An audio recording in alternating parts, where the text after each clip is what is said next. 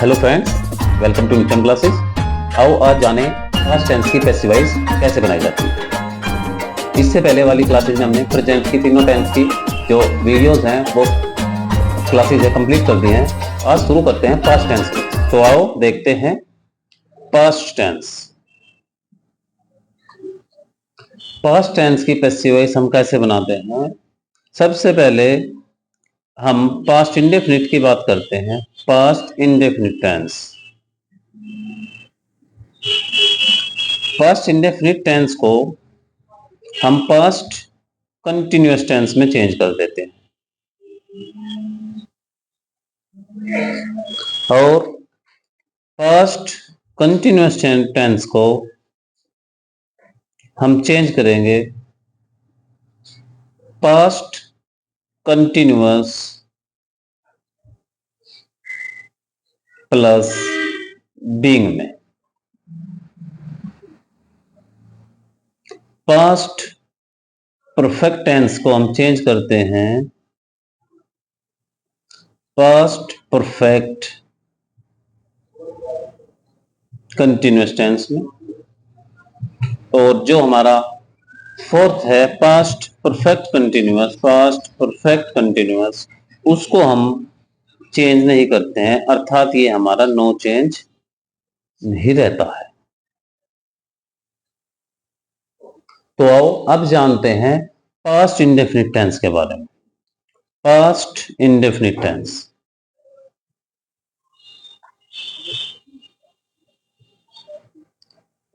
Past indefinite tense हम जैसा कि हमने यहां पर बताया आपको पास्ट कंटिन्यूअस चेंज करना है पास्ट कंटिन्यूअस में।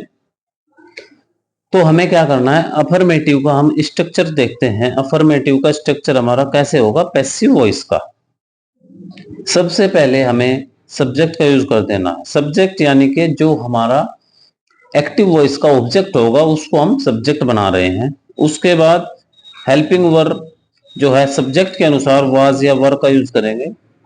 फिर वर्ब की थर्ड फॉर्म और उसके बाद बाय लगा करके हम जो हमारा एक्टिव वॉइस का सब्जेक्ट है उसको ऑब्जेक्ट बना लेंगे। एग्जाम्पल से देखते हैं। आई एट अ मैंगो। तो हमें क्या करना है, हमें पैसिव वॉइस में हमेशा सब्जेक्ट का ऑब्जेक्ट और ऑब्जेक्ट का सब्जेक्ट बनाना है।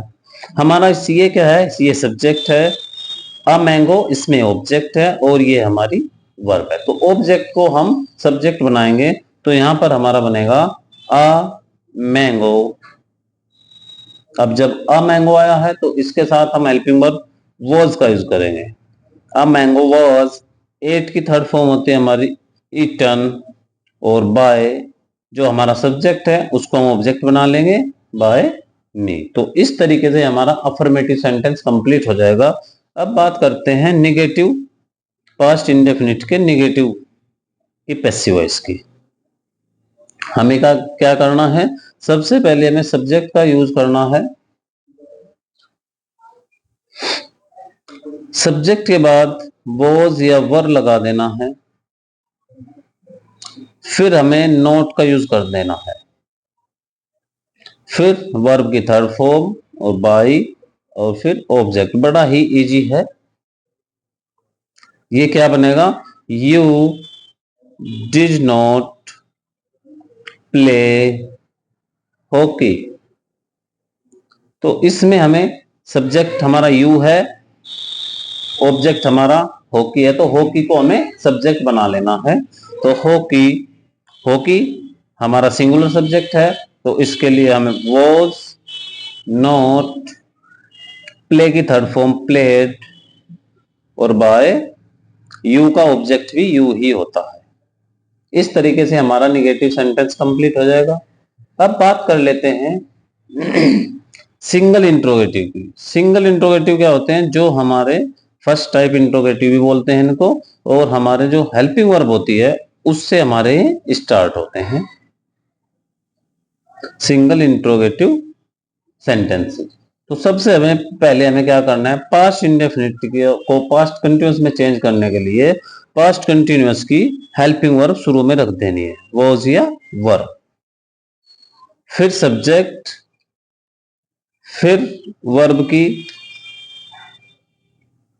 थर्ड फॉर्म और फिर बाय ऑब्जेक्ट हमें लगा देना है और क्वेश्चन मार्क का भी विशेष ध्यान रखना है। एग्जाम्पल से समझने का प्रयास करते हैं। Did he watch the film, did he watch the film. तो इसमें हमें क्या करना है, ये हमारा इंट्रोगेटिव सेंटेंस है, इसमें हमें जो हमारा ऑब्जेक्ट है इसको सब्जेक्ट बनाना है। तो द फिल्म सिंगुलर है तो इसलिए हम वॉज का यूज करेंगे, वॉज द फिल्म, वॉच की थर्ड फॉर्म वॉच्ड, और बाय ही का जो हमारा ऑब्जेक्ट होता है वो हिम होता है, उसको हम यूज कर देंगे। अब बात कर लेते हैं double interrogative. Double interrogative, double interrogative में हमें क्या करना है, जैसा हमारा सिंगल है सेम ऐसे ही हमें डबल इंट्रोगेटिव में यहां पर क्वेश्चन वर्ड का प्रयोग कर देना है केवल, और हमें कुछ एक्स्ट्रा नहीं कर देना है। एग्जाम्पल से समझने का प्रयास करते हैं। Why did they tell a lie, why did they tell a lie. तो इसमें क्या करना है, question mark as it is, हमें क्वेश्चन वर्ड हमें एज इट इज लगाना है जो भी होगा हमारा। उसके बाद हमें हेल्पिंग वर्ब लेनी है स्ट्रक्चर के अकॉर्डिंग, और अलाई हमारा सिंगुलर है तो इसलिए हम यूज करेंगे वॉज का, वॉज अलाई। और थर्ड फॉर्म टेल की होती है टोल्ड, और बाय दे का ऑब्जेक्ट होता है देन। तो इस तरीके से हमारा ये अफर्मेटिव से लेकर के डबल इंट्रोगेटिव तक हमारा कंप्लीट होता है। यहाँ पर हमारा पास्ट इंडेफिनिट स्टार्ट हुआ है, ये हमारा अफर्मेटिव है, ये फिर निगेटिव है, उसके बाद सिंगल इंट्रोगेटिव आया, फिर डबल, और डबल के बाद अब बात कर लेते हैं हु वाले सेंटेंस की। अगर वाक्य हु से शुरू होता है, अगर हमारा वाक्य हु से शुरू होता है तो हमें क्या करना है। तो हु के लिए हम सबसे पहले बाय हुम का प्रयोग करते हैं। बाय हुम के बाद वॉज या वर अकॉर्डिंग टू सब्जेक्ट, फिर सब्जेक्ट, फिर वर्ब की थर्ड फॉर्म, और फिर अगर ऑब्जेक्ट है तो लगाओ, नहीं तो अधिकतर वाक्य हमारे यहाँ पर कंप्लीट होंगे। कैसे, एग्जाम्पल समझाने का प्रयास करते हैं। Who played football, who played football. तो हमें क्या करना है, हु के लिए हम बाय हुम को स्टार्टिंग में यूज करेंगे, बाय हुम। अब इसमें जो हमारा ऑब्जेक्ट है वो फुटबॉल है, इसको हम सब्जेक्ट बनाएंगे तो ये सिंगुलर होगा, वॉज फुटबॉल, और प्लेड की थर्ड फॉर्म भी प्लेड ही होती है। इस तरीके से हमारा ये जो पास्ट इंडेफिनिट है कंप्लीट हो जाएगा। अब एक नए स्ट्रक्चर की बात करते हैं। अगर वाक्य हमारा हुम से शुरू होता है, हुम से, तो फिर हमें क्या करना है। अगर हमारा कोई वाक्य हुम से शुरू होता है तो फिर हमें हुम के स्थान पर हु को यूज करना है। कैसे, whom did you arrest at, whom did you arrest at। तो ये हमारा क्या है, पास्ट इंडेफिनिट का डबल इंट्रोगेटिव का सेंटेंस है। तो इसमें हमें क्या करना है, whom के स्थान पर who का यूज कर देना है, और who के साथ was का यूज करना है पास्ट कंटिन्यूअस के लिए। who was arrest की थर्ड फॉर्म arrested। अब जो अगर कोई किसी वाक्य में प्रीपोजिशन दी हुई है तो उसको हम एज इट इज ही रखते हैं, जो भी होगी वो।